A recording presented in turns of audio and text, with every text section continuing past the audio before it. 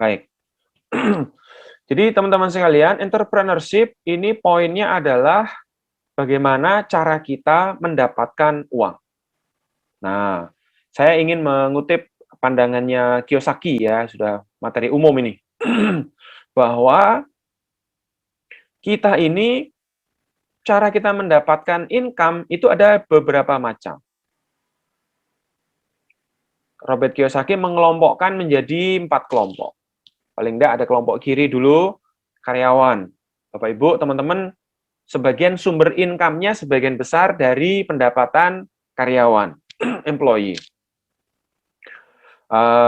Karyawan, kata kuncinya adalah dia mesti bekerja kepada orang lain atau bekerja kepada satu institusi.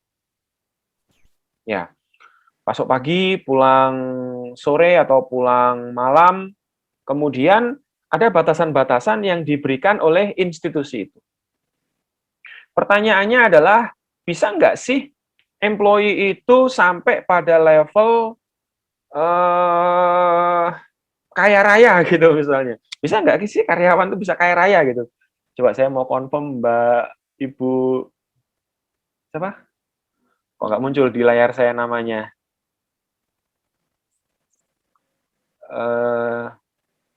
Siapapun wes, monggo. Bisa nggak sih karyawan kaya raya gitu? Nggak bisa. Pak Nanang jawabannya nggak bisa, Pak. Nggak bisa, Pak. Biasanya pengusaha itu yang kaya raya. Nah, Iya, betul. kok pesimis gini ya?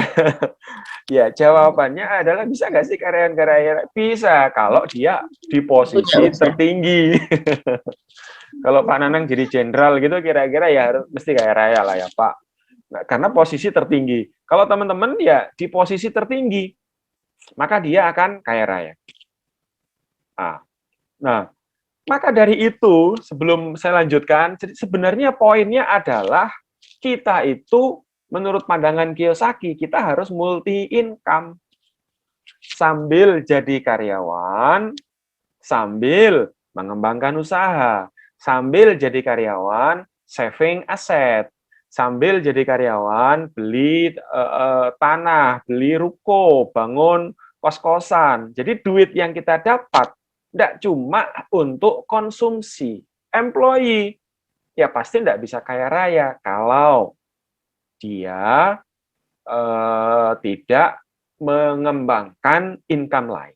Itu poin 1. Tapi kalau profesi Bapak Ibu pada level yang tinggi, tentu income-nya tinggi. Jadi kenapa teman-teman ngambil S2 misalnya, ini kuliah ini untuk apa sebenarnya? Supaya naik level yang lebih tinggi, supaya kita sumber income-nya, potensinya menjadi lebih besar. Ini poin 1. Yang kedua, Kiyosaki mengelompokkan pendapatan diperoleh dari orang yang self-employed, pekerja mandiri. Dia usaha sendiri, dia ambil bahan sendiri, dia proses sendiri atau pulaan sendiri, proses sendiri, jual sendiri. Nanti kalau barang tidak habis ya dikonsumsi sendiri. Nah, ini sebenarnya kelompok-kelompok usaha mikro. Jadi pedagang-pedagang kecil, pengusaha kecil yang dia usaha sendiri, proses sendiri, jual sendiri, dan seterusnya. Pertanyaannya, nah, tapi Robert Kiyosaki juga mengelompokkan kelompok self-employee ini kelompok termasuk orang-orang yang profesi, jadi dokter. Jadi dia proses sendiri, dia layani sendiri, dan seterusnya. Atau konsultan sendirian, misalnya gitu. Pertanyaannya sama, bisa enggak sih self-employee ini kaya raya? Jawabannya juga sama, tidak bisa. Ya, kecuali barangkali dia ahli di bidang tertentu yang dia kerjakan sendiri tingkatnya sangat tinggi sekali. Sama tadi, kalau karyawan level tertinggi. Kalau self-employee, pasti dia ahli di bidang yang sangat sulit. Misalnya self-employee pakar di bidang nuklir misalnya gitu, atau pakar di bidang, mungkin dia bisa kaya raya. Tapi kembali, bisa nggak sih tukang jualan di warung yang dikelola sendiri bisa kaya raya? Bisa, kalau dia multi income. Duitnya digeser ke kanan. Jualan sedikit-sedikit, dia invest tanah. Jualan sedikit-sedikit, dan seterusnya. Atau self-employed dan karyawan sambil mengerjakan poin yang sebelah kanan. Apa itu? Business owner. Nah, teman-teman sekalian, business owner ini yang sebenarnya juga banyak pengusaha yang juga tidak mudah ya. Naik sebentar, jatuh juga banyak. Tapi poinnya adalah business owner ini saya sederhanakan. Dan yang kita pelajari di 3-4 kali, 5 kali pertemuan kita adalah tentang business owner ini, indikatornya apa? Kalau usaha mikro itu diproses sendiri, jual sendiri, olah sendiri, kembangkan sendiri. Misalnya Bapak Ibu ada yang punya usaha snack box, catering, jual makanan, punya profesi tertentu yang dikerjakan sendiri, itu self-employed. Kalau dia bekerja sendiri, kemudian ordernya sedikit, mungkin lancar. Ordernya lebih banyak, mungkin masih oke. Tapi kalau ordernya banyak sekali, menjadi kewalahan. Nah, maka itu self-employed biasanya awal dari business owner. Apa business owner? Menurut saya ada 3 poin saja intinya. 1, dia punya merek. Biasanya kalau bakul-bakul kecil, dia nggak peduli brandnya apa. Tapi kalau pengusaha atau orang yang punya wawasan berkembang, itu pasti bangun mereknya. Warung Bu Tum misalnya, rumah makan Bu Kris misalnya, bengkel apa misalnya, dia ada brandnya. Yang kedua, business owner, meskipun kecil, tapi kalau dia punya karyawan, ini sudah bisa dikelompokkan business owner. Artinya dia pemilik bisnis, yang mana dia memberdayakan karyawan. Jadi teman-teman sambil bekerja di rumah, sambil punya tempat usaha, suruh kerjakan orang lain. Bapak Ibu business owner, ini bisa berkembang. Bapak Ibu fokus Bapak Ibu fokus di karir, tapi kita punya usaha yang lain yang dikerjakan tetangga, lingkungan, keluarga dan lain-lain. Bapak Ibu sudah punya business owner, kembangkan merek. Yang kedua, kembangkan sistem karyawan, punya karyawan. Dan yang ketiga adalah mulai bangun sistem. Jadi, kalau menurut saya, 3 poin ini sudah bisa disebut business owner atau pengusaha. Karena dia punya karyawan, dia punya merek, dia punya sistem dan prosedur, sehingga dia tidak sepenuhnya harus terlibat full dalam usaha tersebut. Nah, sepanjang waktu yang akan kita pelajari, goal-nya adalah, Bapak Ibu, bagaimana kita membangun bisnis yang tidak perlu sepenuhnya kita ada di dalam bisnis tersebut. Business owner. Memang biasanya dimulai dari self-employed. Nah, di kelompok yang kanan, yang keempat adalah investor.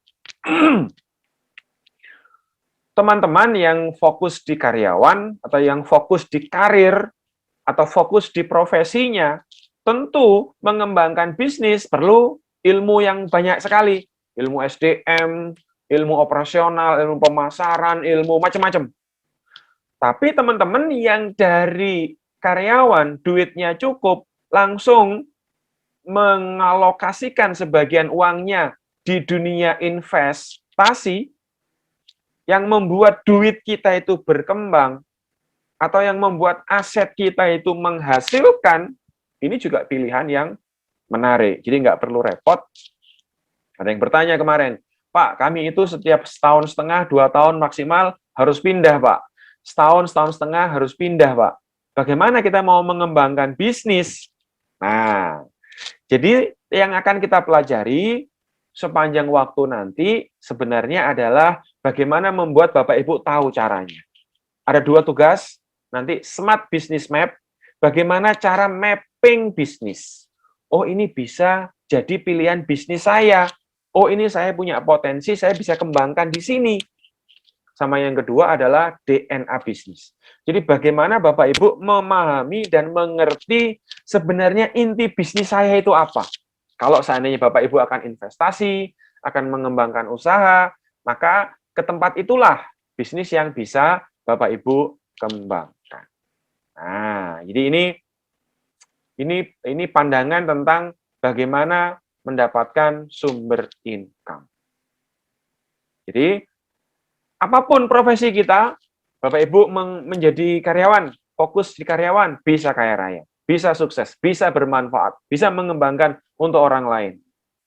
Caranya multi income, caranya investasi, caranya mengembangkan sumber pendapatan. Bapak Ibu yang bisnis tidak harus selalu fokus kepada bisnisnya, juga bisa mengembangkan karir di dunia kerja, juga bisa mengembangkan profesi tertentu sehingga manfaat hidupnya menjadi lebih berkembang. Nah, saya kira itu pengantar untuk pertemuan kita. Nih. Nah, yang kedua, tadi saya sampaikan bahwa entrepreneurship itu ada dua belahan, ada dua bagian. Saya hampir 20 tahun di lembaga pendidikan. Kemudian sekitar 10 tahun terakhir di program pendampingan UMKM. Mendampingi anak-anak muda mengembangkan wirausaha. Mendampingi calon-calon pensiunan memulai usaha. Mendampingi Bapak Ibu yang di dunia kerja yang siap-siap memulai sambil wirausaha.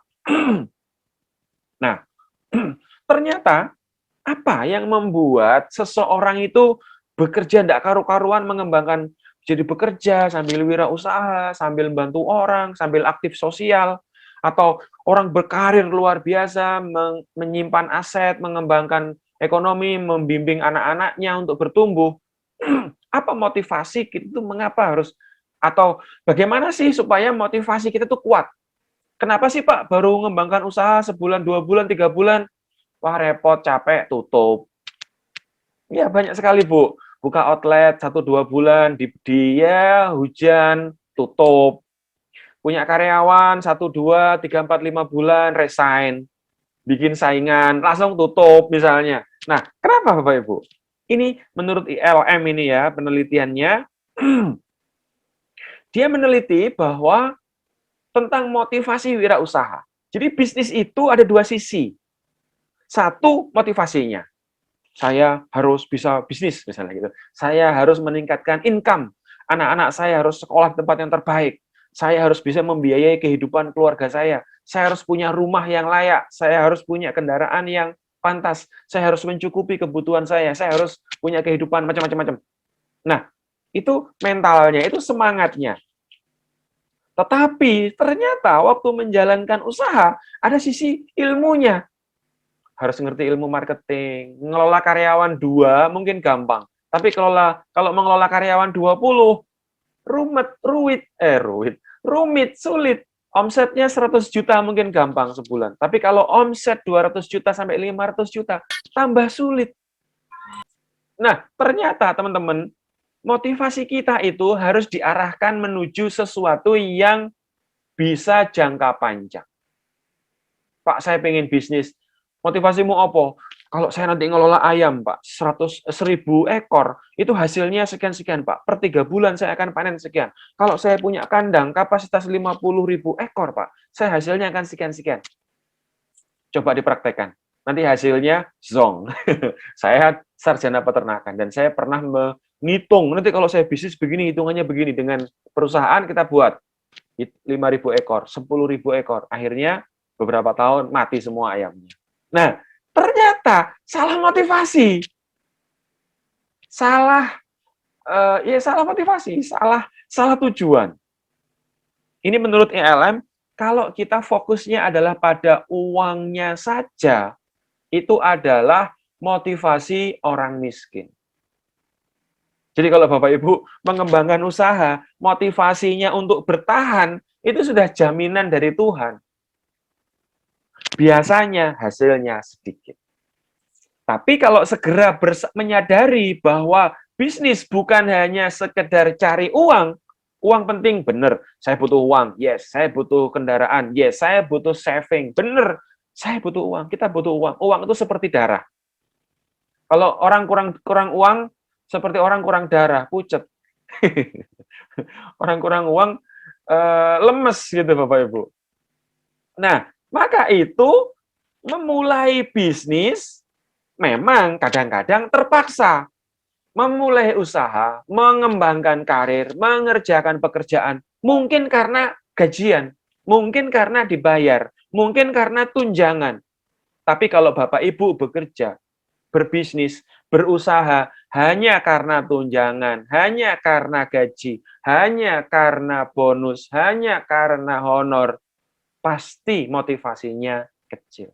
Ketika honornya nggak ada, langsung malas. Ketika tunjangannya dipotong, langsung emosi. Misalnya seperti itu. Maka dari itu cepat-cepat sadari, berbisnis bukan hanya untuk uang, tapi untuk hubungan baik, kenyamanan, relationship, membantu karyawan, membantu tetangga, menyediakan makanan buat masyarakat, menyediakan bengkel untuk orang-orang yang kesulitan, menyediakan sesuatu untuk orang yang membutuhkan. Naik level lagi Bapak Ibu. Ini karena kita diperintahkan untuk tumbuh. Hidup ini mesti lebih baik. Hidup ini mesti lebih baik. Kalau dalam bahasa agama itu, hari ini sama dengan kemarin itu rugi. Hari ini mesti lebih baik ketimbang kemarin. Kalau hari ini lebih turun atau hari ini lebih buruk ketimbang kemarin, itu namanya bangkrut. Maka tujuan kita harus sukses. Saya harus sukses, saya harus berhasil. Kalau orang yang dipikirkan tumbuh, saya harus tumbuh. Tahun ini sarjana. 2 tahun lagi saya mesti jadi master. 3, 4, 5 tahun lagi saya mesti jadi dokter. Misalnya begitu. Tahun ini saya jadi asesor. Tahun depan lagi saya mesti jadi. Itu berarti apa? Bertumbuh. Income saya sekian, harus mesti bertumbuh. Teman-teman sekalian, bukan hanya untuk mencari uang, tapi untuk mengembangkan diri. Mengembangkan profesi. Dan ternyata motivasi terbaik adalah kalau teman-teman sudah berumur di atas 40, ya mungkin 42, 43, 44, 45, sudah merasakan uang itu untuk apa sih sebenarnya? Ternyata ujungnya adalah supaya kita itu bahagia. Lihat anak-anak tumbuh, bahagia. Lihat karyawan tersenyum, bahagia. Lihat pimpinan senang, bahagia. Melihat kawan bertumbuh, bahagia. Melihat keluarga senang, sehat, bahagia. Nah, ternyata motivasi yang bertahan luar biasa adalah ketika kita bahagia. Dan bahagia itu diperoleh kalau kita itu bermanfaat. Bahagia itu diperoleh kalau kita itu giving, memberi. Artinya apa? Posisi kita itu memberi manfaat. Posisi kita itu memberi kontribusi.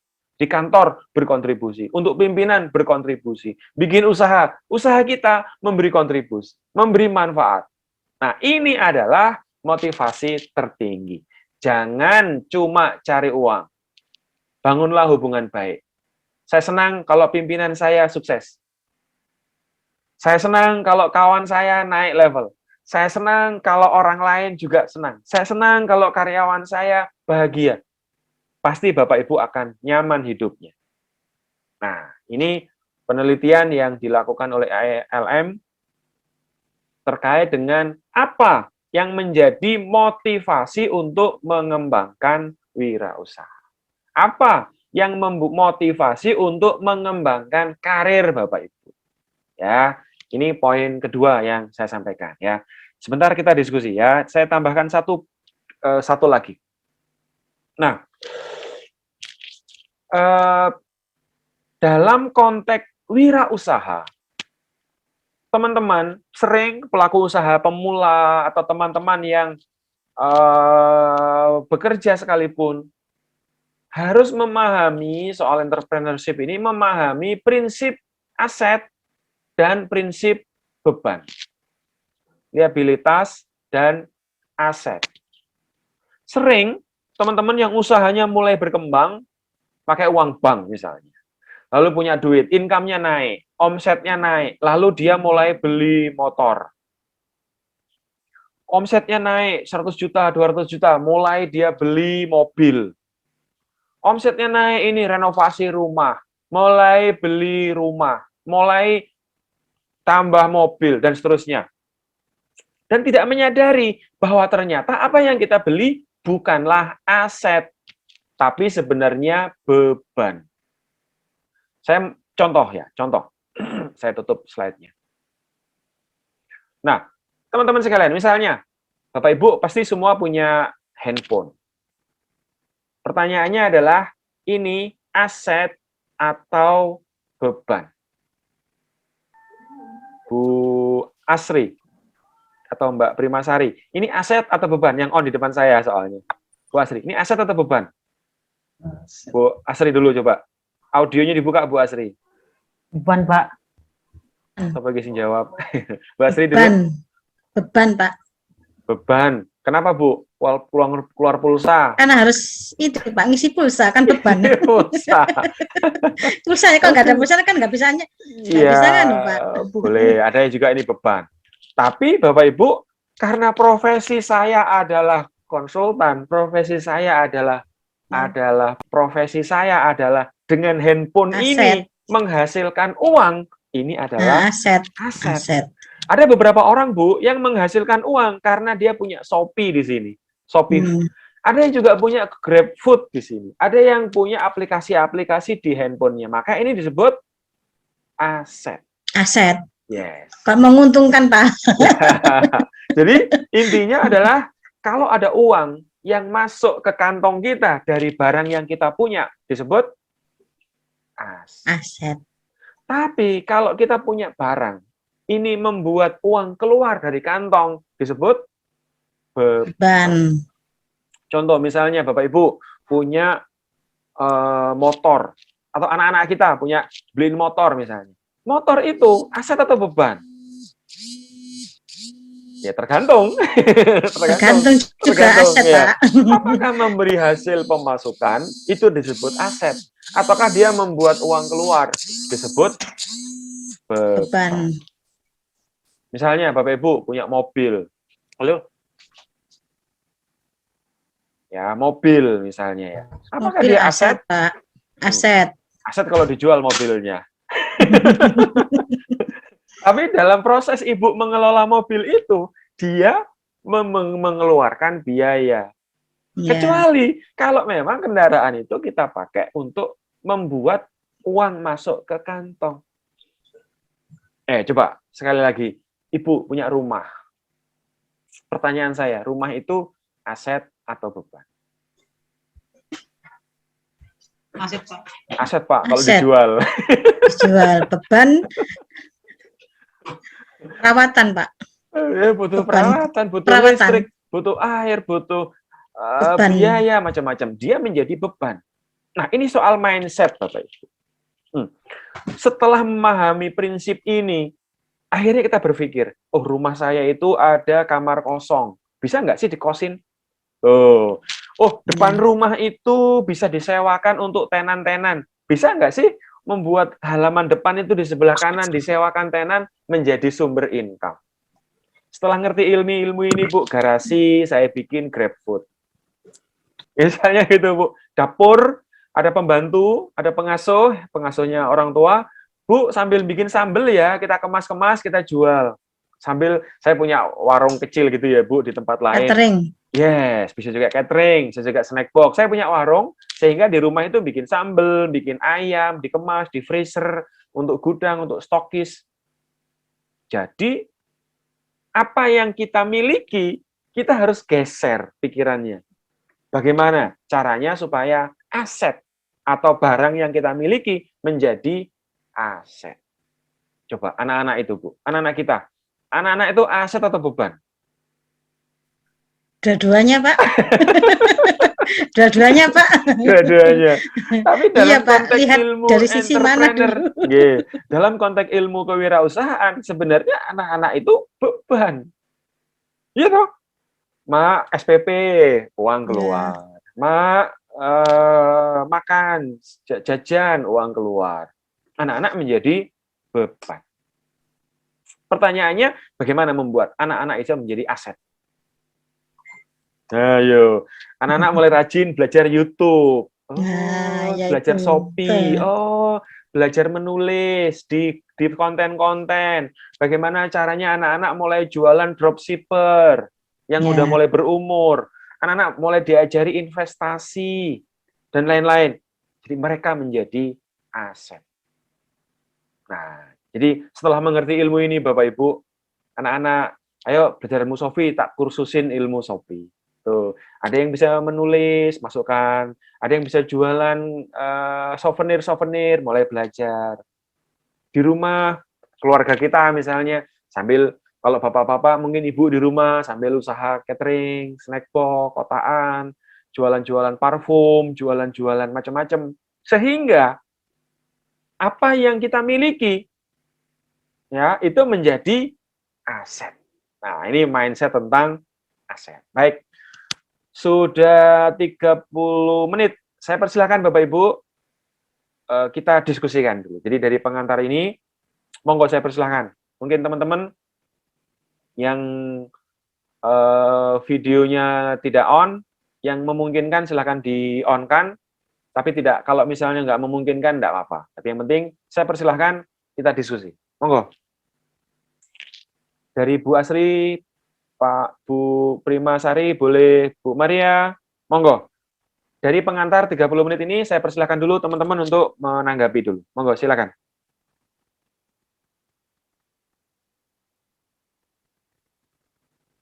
Silakan, Bu. Siap berwirausaha atau siap mengembangkan aset ini? Siapa ini? Monggo, ayo saya persilahkan. Mungkin ada yang ingin menyampaikan sesuatu. Bu Maria, monggo Bu Maria. Pak, izin mau tanya aja Pak ya. Boleh, boleh. Tanya juga boleh, yuk. Ini semisal Pak, kan kita buka usaha, tapi tengah jalan itu macet Pak, karena kemungkinan ada kecelakaan apa gimana, itu gimana Pak solusinya Pak? Oke. Usaha Ibu apa yang pernah dikembangkan dan kemudian ada kendala itu, Bu? Seumpama kayak usaha Frozen. bisa frozen, bisa usaha naik apa Grab gitu loh Pak, ada dari kecelakaan gitu loh Pak. Yang kecelakaan siapa? Seumpama kan kita nyewa mobil gitu, tapi kebetulan mobil ini kan belum sepenuhnya dibayar, masih bilangnya masih kredit lah. Nah, itu termasuk aset apa gimana Pak? Ya, Makasih Pak. saya pernah bertemu dengan orang yang mengalami peristiwa seperti itu, Bu. Ya, siap. Jadi dia kredit, Ya. jadi dia mengembangkan usaha pengiriman, distribusi produk, distribusi barang, dan dia dapat kontrak dari perusahaan besar. Ya, kemudian dia ambil kredit truk besar untuk mengirimkan barang-barang milik perusahaan besar. Padahal dia kredit. Nah, di tengah jalan, di tengah kredit masih 4 tahun, 5 tahun, ya, truk besar ini 3 tahun, 4 tahun, 5 tahun. Kemudian dia mengangkut barang-barang milik perusahaan tadi. Kontraknya sebenarnya kalau lancar dari membayar dari kontrak itu bisa untuk membayar kreditnya, ya kan? Hitungannya 5 tahun mobil lunas, ya kan? Dapat untung, dia dari bayaran dari kontrak tadi itu, dia bisa untuk membayar kreditnya itu, dan diharapkan nanti 5 tahun dia dapat untung mobilnya yang udah berumur 5 tahun. Betul gitu Bu ya? Iya. Tapi kenyataannya baru setengah tahun atau baru setahun mobilnya insiden. Betul kan? Iya. Insiden. Nah, inilah persoalannya. Mobil insiden, kredit belum lunas. Sementara kontrak dengan perusahaan diputus. Ya kan? Sementara mobil harus mengalami perawatan, harus dirawat, sehingga dia nggak punya sumber income. Lalu kemudian bisnisnya macet. Nah, tuh, cantik tuh ceritanya, ya kan? Akhirnya mobil dijual murah, misalnya ya, mobil dijual murah, kalau syaratnya nggak memenuhi syarat untuk ditarik oleh leasingnya itu, mobil dijual murah, utang masih mengalir. Akhirnya kita punya hutang, tapi nggak punya trayek, nggak punya mobil. Yang tersisa hutang. Wah, ini. Nanti. Mau kamera. Nah, terus ya begitulah cerita bisnis ini ya. Banyak sekali orang yang melakukan bisnis dan mengalami peristiwa seperti itu. Pertanyaannya, terus bagaimana Pak? Nah, tentu ini adalah resiko yang bisa terjadi pada orang yang mengembangkan bisnis, Bu. Ya. Tetapi kalau nanti Ibu belajar bersama kita bareng-bareng, nanti memetakan mapping bisnis bareng-bareng, lalu kemudian kita akan belajar bagaimana memahami identiti bisnis, Bapak Ibu nanti akan bisa memilih. Kalau Ibu uangnya terbatas, kemudian pengalamannya tentang bisnis itu kurang mendalam, kira-kira invest di bisnis itu cocok apa tidak? Nanti Ibu bisa putusin. Oh, sebaiknya jangan ambil bisnis seperti itu. Kalau memang kita tidak punya pengalaman dan tidak punya ilmu yang mendalam tentang bisnis itu. Seperti itu intinya, Bu. Nanti ini akan terjawab, Bu, setelah Ibu selesai mengikuti perkuliahan ini. Masih lama berarti Pak ya. Akan terjawab. Ya. Jadi poinnya adalah nanti Ibu, oh seharusnya saya nggak ambil mobil untuk seperti itu. Saya harusnya mengembangkan yang ini dulu, yang saya tahu ukuran resikonya. Misalnya seperti itu. Saya punya kawan, misalnya ya, dia di Tuban, di situ banyak sekali batu kapur. Oh, batu kapur untuk nguruk. Oh, ini peluang yang sangat bagus. Dia ambil kontrak dengan pengadaan batu kapur ke pejabat penting di Tuban. Nah, lalu dia ambil itu. Dia ambil kendaraan, dia ambil batu, dia kirim. Ambil batu, dia kirim. Kontraknya sekian ratus juta. Ambil, kirim, ambil, kirim, ambil, kirim, ambil, kirim. Duit sudah harusnya dapat bayaran sekian ratus juta, barang sudah dikirim. Ternyata itu duit oleh oleh pejabat tadi sudah dibayarkan kepada pemborongnya, kepada subkontraknya itu. Dan subkontraknya tidak membayar kepada kawan ini tadi. Ratusan juta duit nggak bisa dia cairkan, padahal batu sudah ditanam di tempatnya orang. Nah, ini juga satu kasus yang mirip-mirip yang Ibu alami tadi, atau mungkin teman Ibu alami tadi. Nah, bagaimana memilih bisnis, bagaimana memilih profesi yang menghasilkan income tadi, itu dengan menggunakan mapping bisnis ini. Nanti ini yang akan kita pelajari sepanjang perkuliahan kita. Sehingga memilih bisnis, memutuskan berbisnis, itu mesti ada ilmunya. Ya, gitu ya.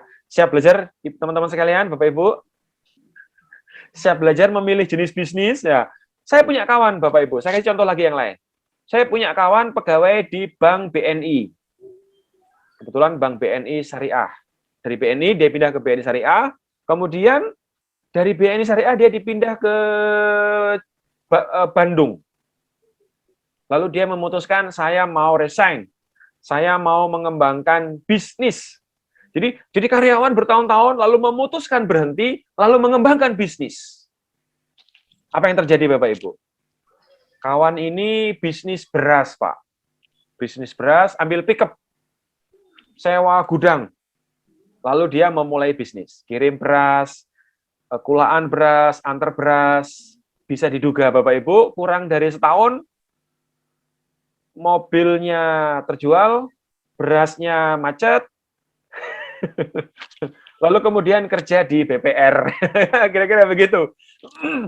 Jadi, apakah memutuskan dari karyawan, resign, wah ini Pak riba Pak, wah ini bisnis ini Pak nggak berkah Pak, saya resign, lalu memulai bisnis.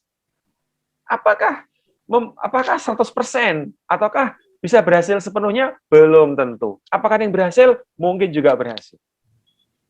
Nah, bagaimana strateginya agar Bapak Ibu, misalnya suami istri, suami ASN, istri ASN, dua-duanya sibuk ngurusi pekerjaan masing-masing, lalu musyawarah.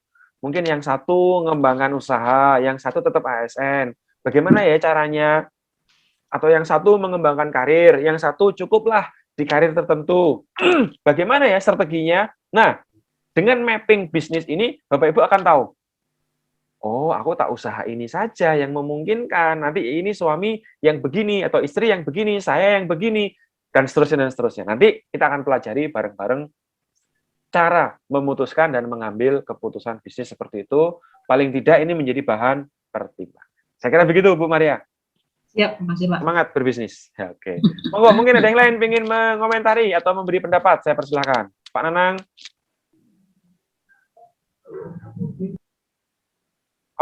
Pak, audionya belum dihidupin, Pak. Audio belum dihidupin. Tadi saya mute karena Bapak telepon. Oh, oke.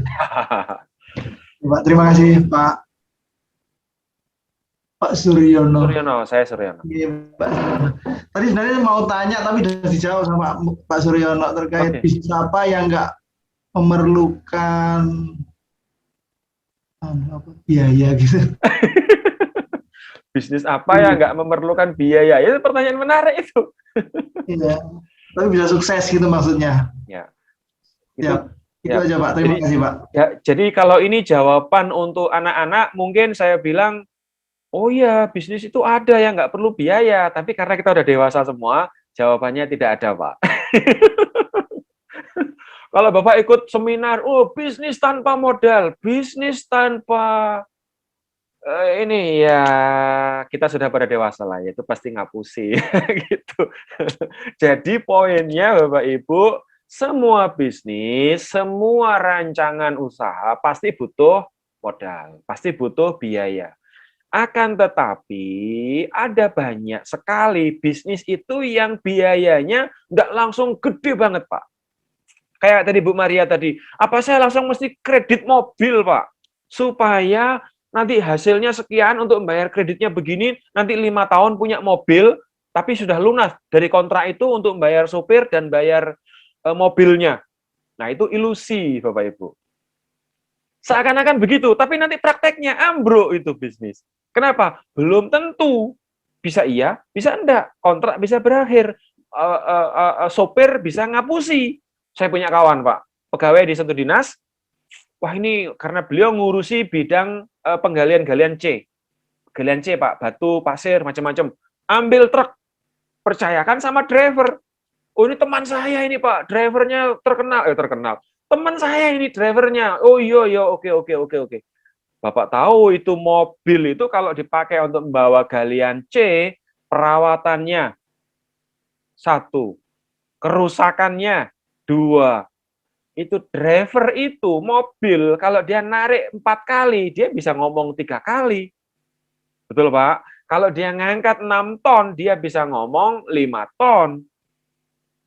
Nanti setelah sekian bulan mobil sudah mulai rusak, mobil ditinggal. Itu terjadi sama teman saya itu. Nah, jadi kalau ditanya, ada nggak sih Pak bisnis nggak orang modalnya? Ya, kalau untuk anak-anak saya bilang, ya bolehlah. Tapi untuk orang dewasa tidak ada. Jadi selalu butuh modal. Tapi ada bisnis yang mestinya nggak perlu beli mobil dulu. Mestinya nggak perlu bangun gedung tempat gede dulu. Mestinya nggak perlu sewa tempat yang mahal dulu. Sewa ruko, Pak, 20 juta, kita sewa 10 tahun. Nggak perlu begitu. Bisa mungkin coba setahun dulu. Mungkin coba dari rumah dulu. Mungkin dicoba dari tanah kapling milik sendiri dulu. Dan seterusnya. Jadi, Bapak Ibu, nanti saya berharap di ujung kuliah kita, Bapak Ibu akan memahami. Oh, mestinya saya nggak perlu buat usaha. Saya langsung investasi saja. Punya duit gaji, bayar ruko. Kredit ruko saja. Oh, saya punya tanah sedikit, saya ambil uang bank untuk membayar kos-kosan. Bangun rumah untuk kos-kosan saja. Oh, saya punya lahan sedikit, saya bayar bertahap. Setelah lunas, saya bikin apa? Oh, lebih baik saya nitip untuk invest sapi di milik teman saya di kampung, yang dia bagi hasilnya paruan saja. Tapi sebagian duit saya pakai untuk beli emas, saya saving di gade emas, dan seterusnya. Daripada saya membuat bisnis, belum tentu cocok. Nah, itu Pak poin saya. Begitu nggih, Pak Nanang dan teman-teman sekalian. Ya, Baik. Masih ada waktu, saya lanjutkan sedikit. Berarti mungkin cocok kan Pak ya, kos-kosan Pak ya, nggak risiko Pak ya. Apalagi dekat kampus ya Pak ya. Kalau Ibu punya lahan, kalau Ibu punya rumah, dan Ibu sudah punya lahan, punya rumah yang nggak perlu membeli baru, itu peluang yang sangat bagus, Bu. Buat kos-kosan, buat warung, buat apa di tempat itu, karena Ibu sudah punya tempat. Kalau belum punya,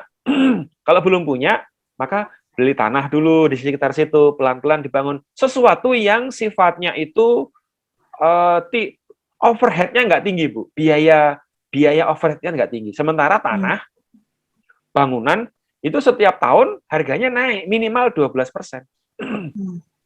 Coba Ibu hitung, kalau Ibu beli tanah tahun 2010, mungkin belinya 100 juta. Hari ini 2022, berarti sudah 12 tahun. Ibu pasti sudah naik hampir 100% itu. Iya. Sekitar 12% per tahun. Kalau beli 100, mungkin sekarang udah 1 miliar harganya. Saya rumah tinggal kita dulu beli 125 juta. Hari ini di sekitar sini harganya sudah, nah kayak gitulah. Jadi daripada mikir saya mesti bikin bisnis, belum tentu cocok.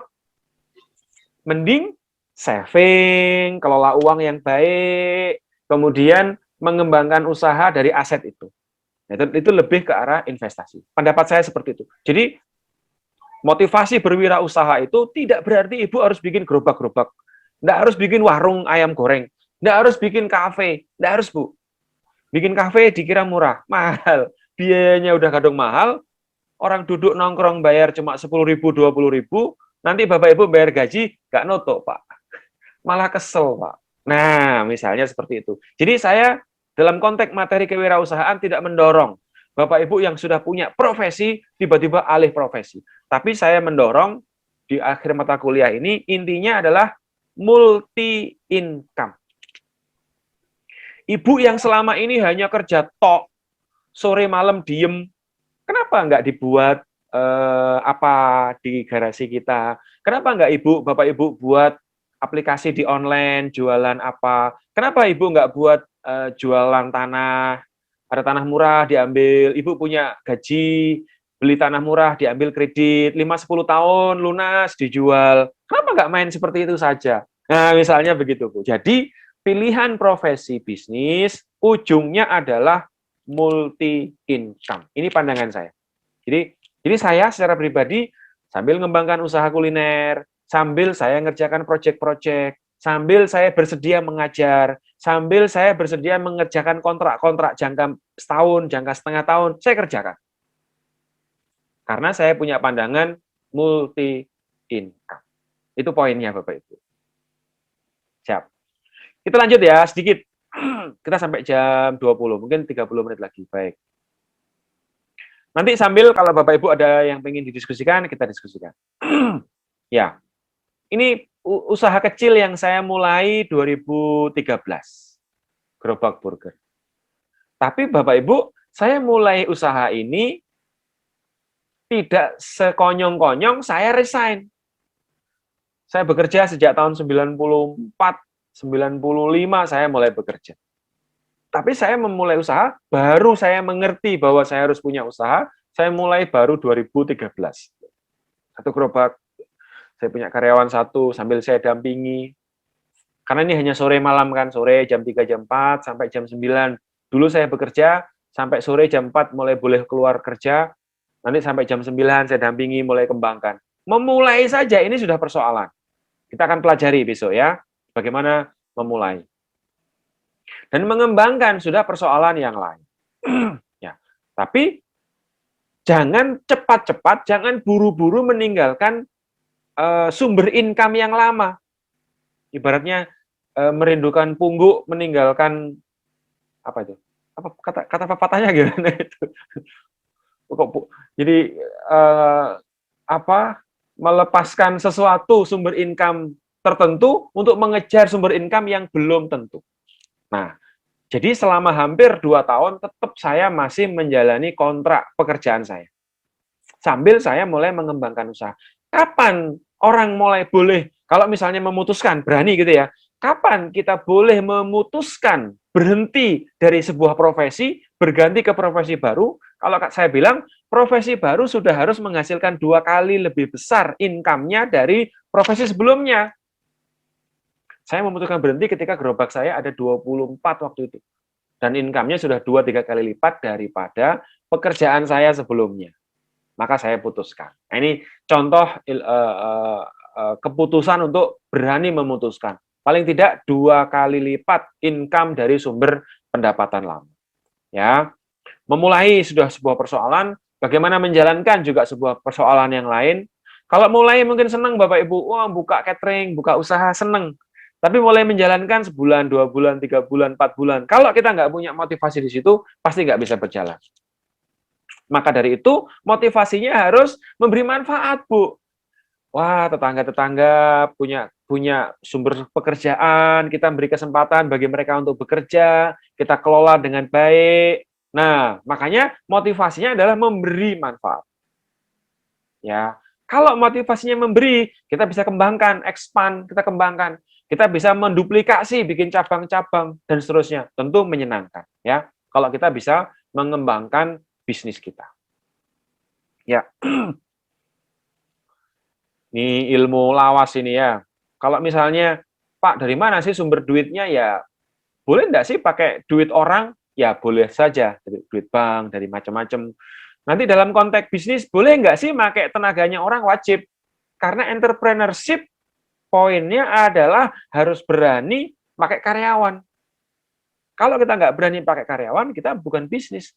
Tapi self-employee, mempekerjakan diri sendiri. Ya, dan juga nggak perlu takut pakai bisnis orang. Apalagi zaman sekarang, online. Dropshipper. Ada kawan, misalnya di Sidoarjo, dia punya orang di Lamongan. Orang di Lamongan ini goreng usus ayam digoreng crispy. Loh, kok enak ya? Terus, Bu, bagaimana kalau ini saya kemas? Saya jual lewat online. Jadilah bisnis. Jadi bisnis orang dikemas, jadi bisnis lagi. Saya punya kawan di Gunung Kawi, punya produk pisang crispy. Pisang itu pisang di frozen lalu dikeringkan pakai penggoreng penggoreng yang enggak yang pakai apa namanya itu, apa istilahnya ya, gorengnya itu Open. pakai oven, bukan pakai oven ya Bu, pakai minyaknya itu minyak kelapa tapi ditutup rapat itu loh, pakai apa istilahnya apa itu. Nah, itu hasilnya crispy luar biasa. Nah, apa itu istilahnya itu, goreng. Jadi pisang klotok itu, pisang ada biji-bijinya, diiris, biji dibuangin, di freezer, kemudian setelah itu digoreng pakai minyaknya, minyak kelapa, kemudian apa tuh istilahnya? Nanti kita cari lah istilahnya. Tapi intinya, dia menggoreng, orang lain berbisnis. Dia menggoreng, orang lain mengemas, dia jual. Jadi intinya, bisnis juga boleh menggunakan bisnis orang. Saya punya kawan, rame-ramenya Glow itu, MS Glow lah, atau apa Glow, dia bikin, saya jual ini Pak, Glowpedia misalnya. Ibu-ibu juga bisa. Bisa juga bikin merek sendiri. Jadi bisnis orang, kita make clone, kita jual lagi. Atau kita menjadi agen bisnisnya orang. Berani optimis bisnis orang lain. Jadi sebenarnya, ini menjawab pertanyaan Pak Nanang tadi. Bisa nggak Pak, kita bisnis tanpa duit banyak? Iya bisa. Pakai bisnis orang lain. Tapi tetap butuh modal, Pak. Kalau nggak punya modal, Pak, bisnis orang kita kelola, paling dapatnya cuma 1.000, 2.000, sejuta, 2 juta. Karena kita hanya jualan tanpa modal. Tapi kalau kita pakai modal, diiklankan di Facebook, diiklankan di Google, diiklankan di ini, ambil grosirnya sampai 50 juta, satu kali ambil, nah pasti angkanya marginnya bisa 20-30%. Misalnya. Jadi ada bisnis yang modalnya kecil, tapi hasilnya mesti kecil. Bisnis modal kecil kalau dimodali gede dengan cara bisnis yang gede, hasilnya bisa gede. Ya, tentu begitu cara paling tidak cara berpikirnya seperti itu. Ya, kita bisa meniru bisnis orang lain. Ya. Bapak Ibu sekalian,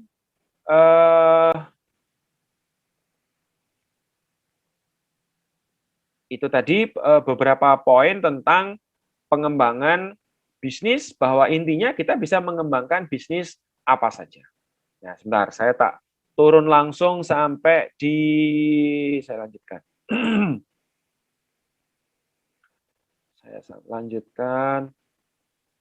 Nah, kalau ini kelas motivasi wirausaha gitu, kira-kira apa cara mulainya, Bapak Ibu? Bagaimana cara mulainya? Sudah nampak slide saya ya. Kalau saya, Bapak Ibu, misalnya Bu Maria, Bu Asri, dan kawan-kawan yang lain ya, Pak Nanang, Pak, saya tuh pengen mengembangkan aset saya. Saya tuh pengen, poin 1, kita tuh mesti mencatat, menulis goal. Dalam 2 tahun, saya ingin mencapai ini. Dalam 5 tahun saya ingin mencapai ini. Dalam 10 tahun saya ingin mencapai ini. Ini poin paling penting dalam memulai wirausaha. Banyak orang yang karirnya itu, Pak, Bu, tidak meningkat karena orang berkarir di perusahaan pun, di pemerintahan pun, dimanapun, kalau dia nggak punya goal, dia nggak naik kemana-mana. Naik alamiah. Maka semangat motivasi sebagai karyawan, semangat motivasi sebagai profesi, Bapak Ibu harus mencatat. Dalam 5 tahun, saya harus jadi master. Dalam 10 tahun, saya harus jadi doktor. Dalam sekian tahun, saya harus menempati posisi ini. Dalam sekian tahun, jadi mesti punya goal. Ini poin 1. Ada kalimatnya seperti ini, Bapak Ibu. Barang siapa yang tidak dengan sengaja membangun kekayaan, barang siapa yang dengan tidak sadar membangun kekayaan, barangkali dia sedang membangun kemiskinan. Jadi poinnya adalah Bapak Ibu, teman-teman kita, saya, kita semua mesti sadar bahwa ini 5 tahun lagi anak-anak butuh seperti ini. 10 tahun lagi kita akan begini. Sekian tahun lagi kita akan begini. Banyak orang, alah biarinlah, gini aja nggak apa-apa. Mungkin dia sedang membangun kehidupan biasa-biasa. Ini poin kartanya Marshall Silver seperti ini. Ini riset ini. Marshall Silver mencatat 1% orang di negeri ini, di dunia ini, menguasai 50% kekayaan. Kalau di negeri ini anggap aja 200 juta orang. 1%-nya itu 10 juta. Maaf, 1% dari 200 juta. 2 juta. Di negeri ini 2 juta orang menguasai kekayaan 50%. Kalau di negeri ini, misalnya anggaran itu sekitar 12.000 triliun, sekitar 6.000 triliun dikendalikan oleh hanya orang kurang dari 2 juta. Ini karta Marshall Silver. Yang kedua, 5% orang menguasai 90% uang beredar. Di negeri ini hanya sekitar 5% itu berarti 10 juta. Hanya sekitar 10 juta orang yang kekayaannya itu menguasai 90 juta. Teman-teman yang di inspektorat, teman-teman di kantor pajak bisa ngelihat itu. Saya pernah nanya di teman-teman Surabaya, Mas, sak Surabaya iki sing pajeke gede iku piro? Dijawab kurang dari 10 institusi. Gedenya bueda banget. Artinya apa? Teori ini benar bahwa hanya sedikit orang yang menguasai sebegitu besar aset. Pertanyaannya, Bapak Ibu, teman-teman, apakah Bapak Ibu pernah menginginkan, pernah merencanakan untuk menjadi orang yang 1% ini? Atau paling tidak menjadi bagian dari yang 5%? Atau jangan-jangan kita menjadi bagian yang 95%? Pertanyaan kedua, coba cek, Bapak Ibu kita, apakah Bapak Ibu kita pernah merancang untuk kita, nanti kamu anak-anakku harus menjadi orang-orang yang 5%, yang menguasai, orang ring 1, orang level 1. Itulah mengapa kita sekarang seperti ini, harus bekerja keras, mencari kehidupan, mandiri, bekerja sendiri. Karena orang tua kita tidak pernah merencanakan bahwa kita menjadi bagian orang ring 1. Ya, halo? Nah, untuk itu Bapak Ibu, setelah ngerti ilmu ini, apa yang saya lakukan? Atau paling tidak, apa yang harus kita lakukan? Kumpulkan anak-anak. Kumpulkan keluarga kita. Wahai anak-anakku, kamu tahu tidak, Marshall Silver pernah meneliti, Pareto pernah meneliti bahwa 20% orang di negeri ini menguasai 80% kekayaan. Kamu harus menjadi bagian dari 20% itu. Kamu harus menjadi bagian dari ring 1% itu, bagian dari ring 1, 5% itu. Sekolah yang terbaik, kuliah yang terbaik, pendidikan yang terbaik, berkarir yang terbaik. Kamu harus menjadi orang ring 1. Paling enggak itu yang saya lakukan, Bapak Ibu, setelah saya tahu. Oh, ini cara nih, berarti anak-anak harus sekolah terbaik. Anak-anak harus berprofesi terbaik. Anak-anak harus kursus ilmu-ilmu terbaik. Harus mendapatkan keterampilan-keterampilan terbaik, supaya kita menjadi orang ring 1. Kita biar enggak ditanya nanti, apa dulu ibu, mama nggak ngajari aku supaya sukses? Mama nggak ngajari ilmu ini, bahwa ternyata 1% orang menguasai 50%. Aku hanya menjadi bagian orang yang 95%. Susah payah hanya untuk cari makan. No. Kita nggak boleh, Bapak Ibu. Anak-anak kita ke depan nggak boleh bekerja hanya untuk cari makan. Kita nggak boleh bekerja, berkarir, berprofesi hanya untuk memenuhi kebutuhan hidup. Kita harus memberi sesuatu yang lebih. Itu poin 1 terkait dengan tetapkan tujuan. Tetapkan tujuan, rencanakan supaya anak-anak, rencanakan supaya kita ke depan itu hidup di poin yang baik. Saya mengapresiasi Bapak Ibu yang ambil kuliah, ambil S2, berjuang, harus lulus. Setahun setengah harus lulus semuanya. Nggak boleh nggak ada yang nggak lulus. Nih Pak Ketua harus membimbing teman-temannya. Ada yang nggak bisa kerjakan, bantu kerjakan. Itu caranya.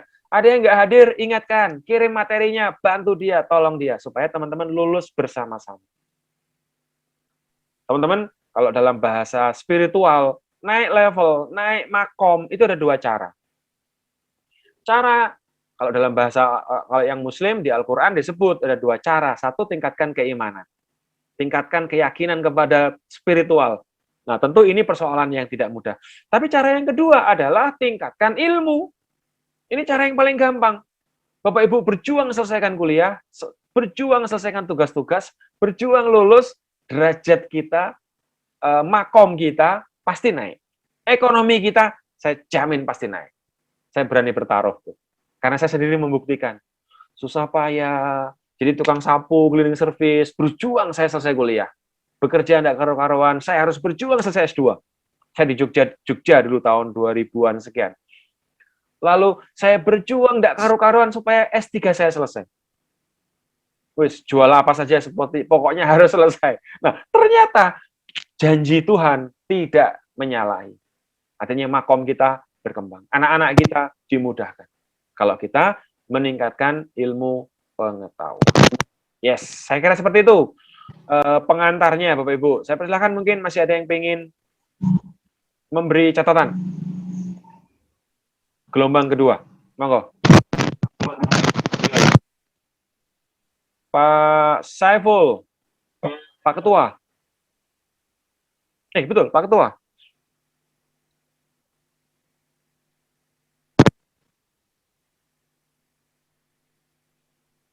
Halo? Monggo, saya persilakan. Mungkin ada yang ingin menyampaikan sesuatu. Saya sedang perjalanan. Maaf, saya sedang menjalani bisnis modal murah, cara mudah, hasil melimpah tanpa resiko rugi. Yang mau sharing silahkan. Langsung, Mas, nopo bisnisnya, Mas?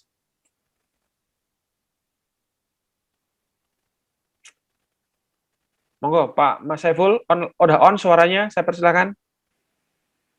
Apa bisnisnya itu? Menjawab pertanyaan Pak Nanang ini berarti.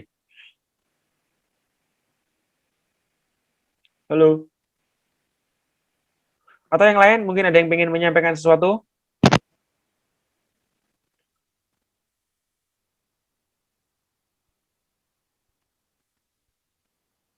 Oke, kalau nggak ada, saya lanjut. Mungkin audionya Pak Saiful tidak oke. Nah, saya ingin langsung pada materi, nanti saran saya Bu, yang lembar workshop, file yang kedua, Bapak Ibu print, di print hitam putih nggak apa-apa, untuk coret-coretan. Nanti mulai pertemuan yang kedua, langsung kita akan belajar, langsung ngisi di lembar workshop itu. Ya.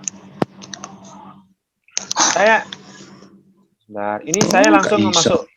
Ini udah masuk, Mas. Sudah masuk, Mas Saiful, suaranya. Iya, ya. Putus nyambung ini masih error boleh. ini. Tapi sudah oke sekarang.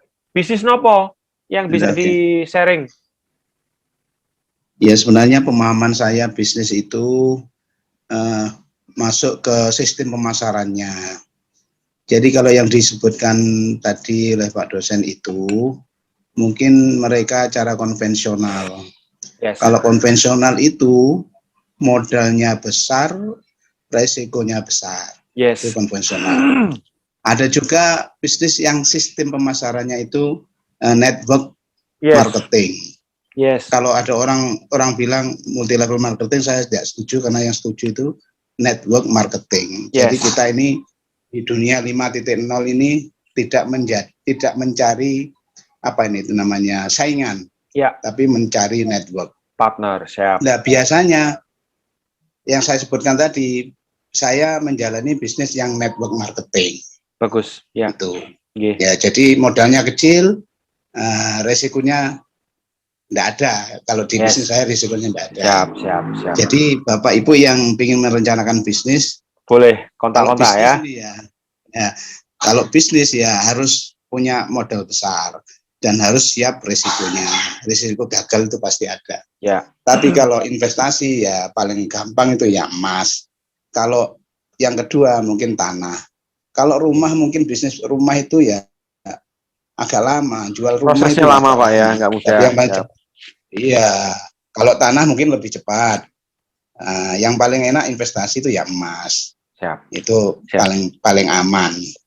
Tapi Terima kalau kasih. nggak punya modal, ya pasti network marketing. Network marketing adalah pilihan yang bisa dipilih. Ya, yang nggak punya modal. Boleh. Itu, terima Siap. kasih. Siap, matur nuwun Pak Saiful Malik. Nggih. Sama-sama. Siap. Bapak Ibu, saya kira itu juga pilihan-pilihan ya. Tapi nanti sambil jalan kita coba cermati, kita coba perhatikan. Tapi intinya adalah kalau bisa menghasilkan income, jalani saja. Ini adalah persoalan multi income. Ya, baik. Saya akan masuk ke lanjutnya. Yang motivasi saya kira cukup, Bapak Ibu bisa baca sendirilah ya. Ini sudah materi yang biasa. Poin tentang memotivasi.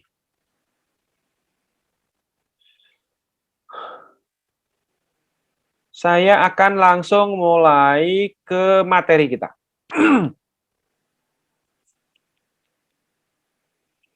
5-10 tahun yang lalu, persoalan pasar modern, pasar tradisional, ini semuanya sudah kita lalui. Ya, tadi Pak Saiful bilang 5.0 tadi. Yang pasar modern sudah ambruk, banyak sekali yang ambruk ya. Lalu bergeser menjadi supermarket, mall, segala macam itu menjadi tempat untuk berlibur, hiburan. Makanya di tempat-tempat mall banyak hiburan, banyak event, dan banyak sekali tempat untuk mungkin kuliner, banyak macam itu dikembangkan. Bergeser ke 5-10 tahun terakhir, ya paling nggak 5-7 tahun ke belakang, orang sudah mulai online, ya dunia online offline, yang offline terpukul oleh online, dunia online berkembang luar biasa. Semua orang pakai internet, pembelian pakai internet. Saya punya kawan jahit baju, jahit. Dia panggil orang kampung lah ya, jahit baju. Bagaimana dia mengembangkan penjualannya? Pakai online semuanya. Jadi mengembangkan agen-agen. Kalau punya Pak Saiful tadi, networking. Oke, ada produk, ada dikonsumsi oleh masyarakat, dikonsumsi sendiri, dikonsumsi oleh banyak orang, dia mendapatkan fee pemasaran. Oke, saya punya kawan, tadi yang satu goreng keripik tadi, dia kembangkan agen-agen, orang kemas. Dia jual dalam bentuk grosir, lalu orang dikemas dalam bentuk kecil-kecil. Bisa, itu juga pengembangan. Saya punya kawan juga, anak binaan saya, itu mengembangkan marning, Bapak Ibu.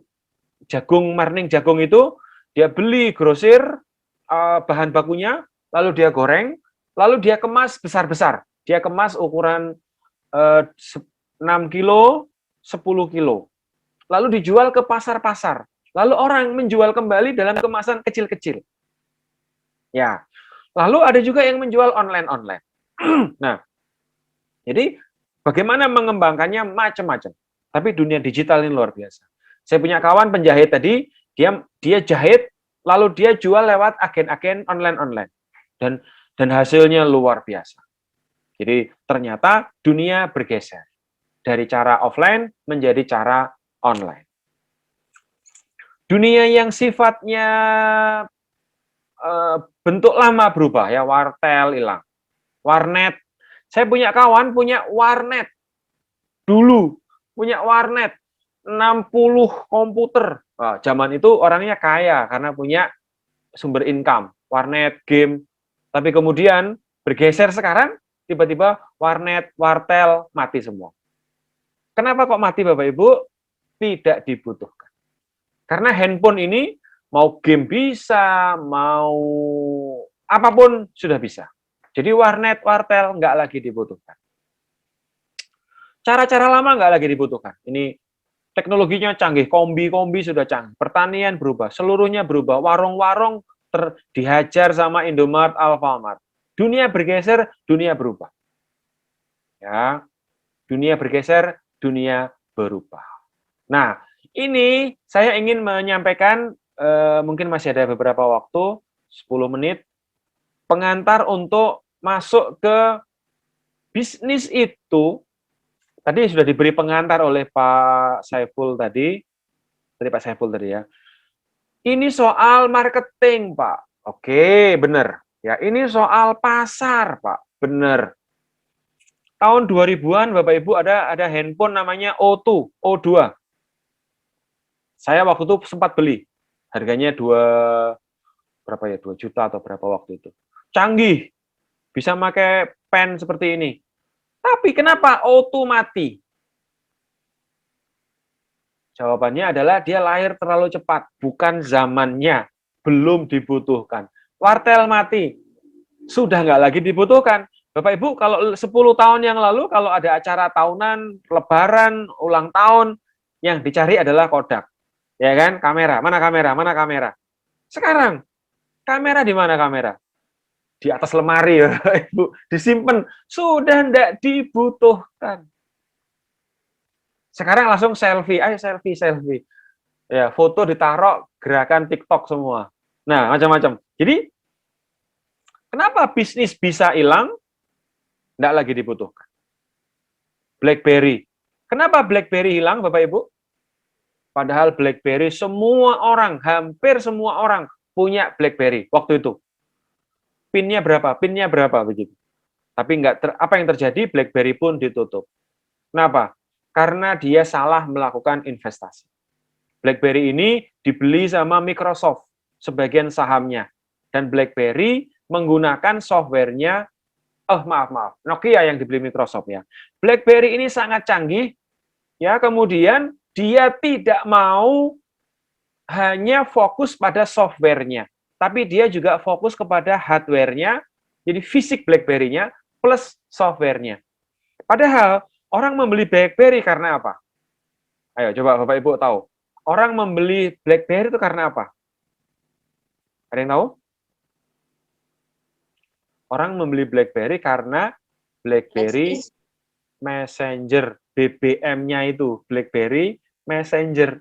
Tapi kemudian tapi kemudian Samsung keluar, handphone dari Cina keluar yang menggunakan Android. Tiba-tiba BlackBerry mati. Kenapa? Tidak lagi dibutuhkan.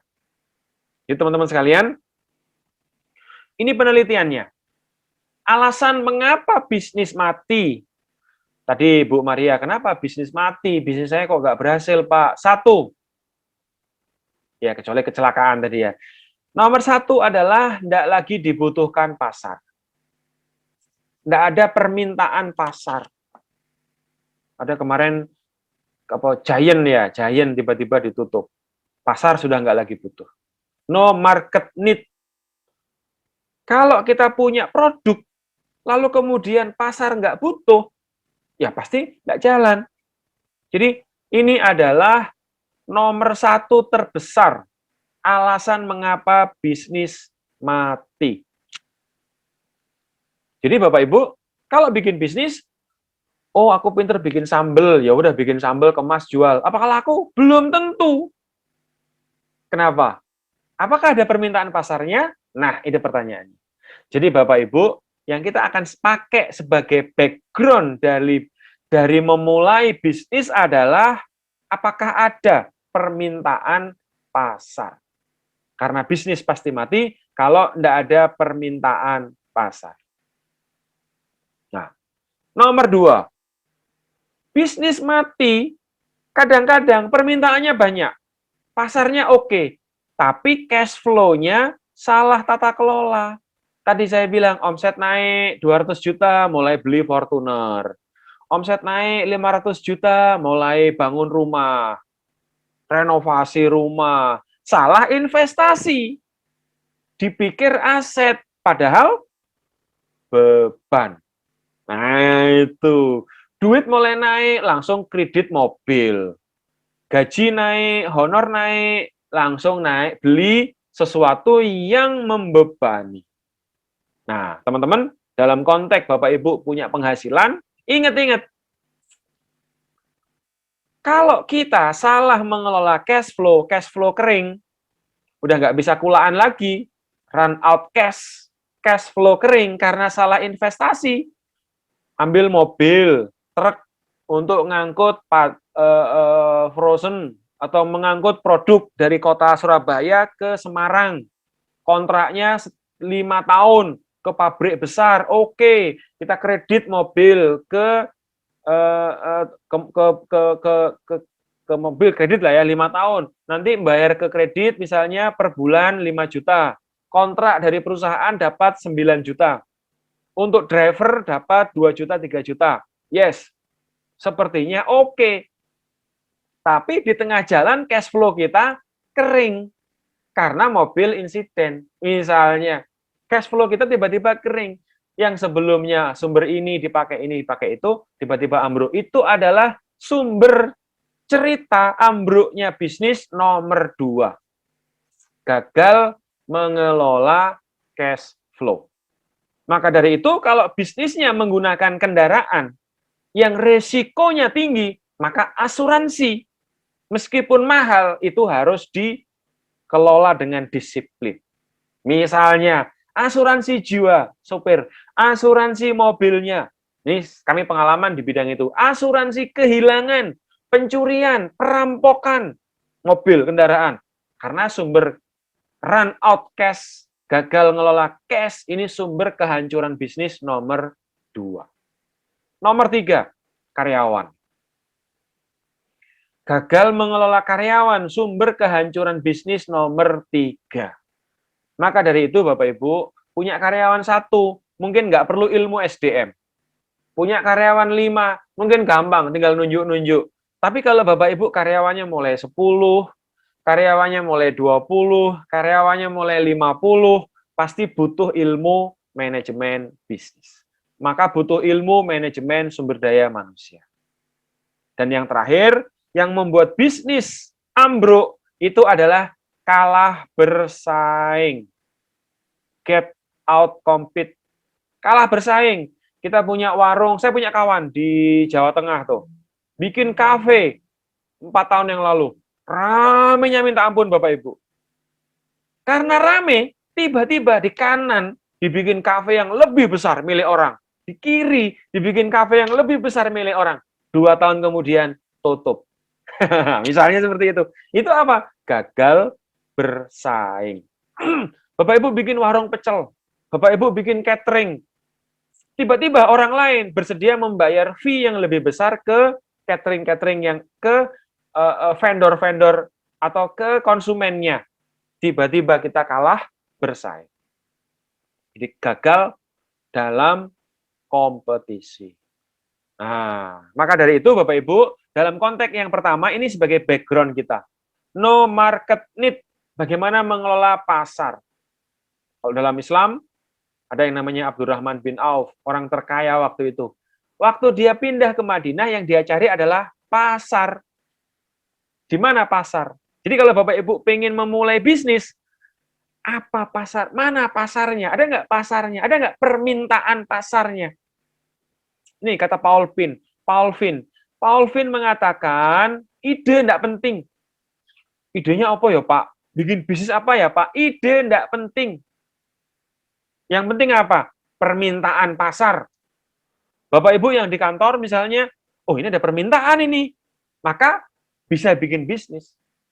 Oh saya nggak ngerti caranya, bisa cari caranya. Oh saya nggak tahu market, saya nggak tahu di mana kulaannya, bisa kulaan dimanapun. Tapi yang penting ada marketnya, ada permintaannya. Jadi Paul Finn mengatakan market nggak penting. Tapi yang penting apa? Permintaan. Tapi yang penting apa? Pasar, pembeli. Nih, Bapak Ibu. Jadi kalau ada pembelinya, kita bisa ciptakan pasar. Kita bisa ciptakan produknya. Tuh. Jadi teman-teman sekalian, saya kira catatan Pak Saiful tadi, Pak Saiful tadi, market dikuasai, bisnis pasti bisa berkembang. Saya kira demikian Bapak Ibu. Yang akan kita pelajari pertemuan besok adalah 12 pertanyaan ini. Jadi ada 12 pertanyaan untuk tugas yang pertama. Ini Smart Business Map ya. What the problem? Temukan. Makanya nanti Bu yang lembar workshop tolong di-print besok ya, di-print untuk pertemuan berikutnya, di-print, nanti langsung coret-coret. Langsung coret-coret. What the problem? Ada permintaan apa ya? Siapa yang butuh ya? Oh, saya mau bikin bengkel, Pak. Oke. Apa betul ada pasar untuk beli produk itu? Saya punya kawan ngembangkan es tub. Oh, saya nggak perlu bikin pabrik, Pak. Saya cukup ambil dari pabrik es tub, saya siapkan freezer saja, Pak. Loh, kenapa? Di kampung saya itu, Pak, belum ada yang punya. Ada orang punya gawe, ada warung-warung es teh, teh kota, teh macam-macam, saya yang pasok, Pak. Ada permintaan sak kecamatan, saya akan kuasai, Pak. Yes, what the problem? Ada problem, perlu menyediakan es tub. Ada kawan yang lain, Pak, di daerah saya itu butuh pabrik es. Saya bikin pabrik. Nggak sampai 2 tahun, Pak, pabriknya tutup. Misalnya. Jadi sebenarnya apakah butuh bikin pabrik? Belum tentu. Bisa jadi kita hanya cukup butuh esnya. Nanti kita akan pelajari mulai pertemuan besok, what the problem. Yang kedua, who has the problem? Siapa yang punya problem? Yang ketiga, what is your solution? Solusimu apa? Oh, saya hanya bikin solusi online-nya saja. Oh, saya hanya bikin jualan di Shopee saja. Oh, saya buka freezer di kamar sebelah. Yang penting orang datang, orang ambil, orang kirim, dan seterusnya. Nah, yang penting lagi, how big the market? Berapa besar duitnya?